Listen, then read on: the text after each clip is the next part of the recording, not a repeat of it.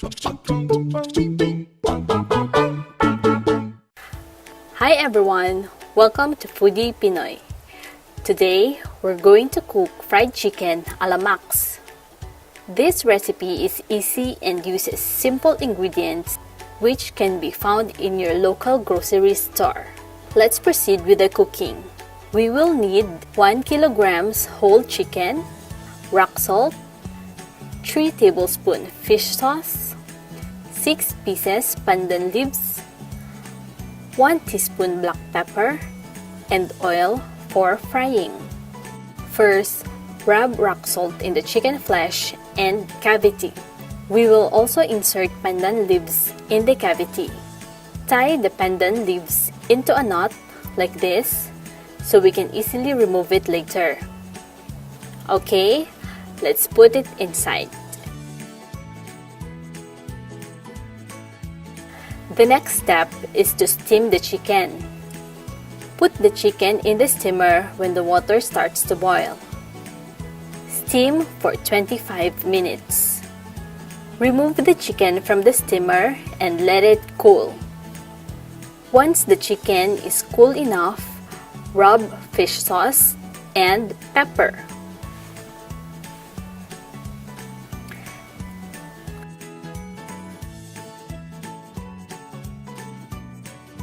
The next step is to deep fry the chicken. Heat oil in a pan enough to cover at least half of the chicken during frying.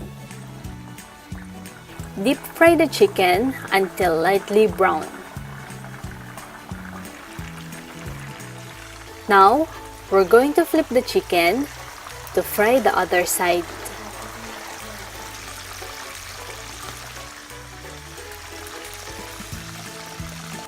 Remove the chicken in the pan. Let it cool for 5 to 10 minutes. The last step is to double fry the chicken. Reheat the cooking oil, but this time in a slightly higher temperature. Once the oil is ready, deep fry again the chicken for 30 to 45 seconds each side to get that golden brown and crispy skin. And it's done!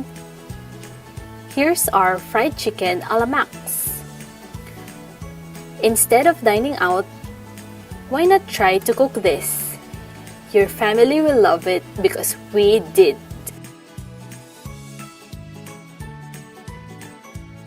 Did you like this recipe? Let us know in the comment section below. Hit like if you enjoyed this video. This will help us know that you are enjoying our content.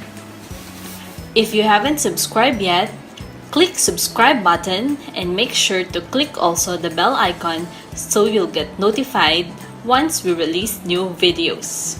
Until next time, this is Foodie Pinoy saying goodbye and it's a wrap!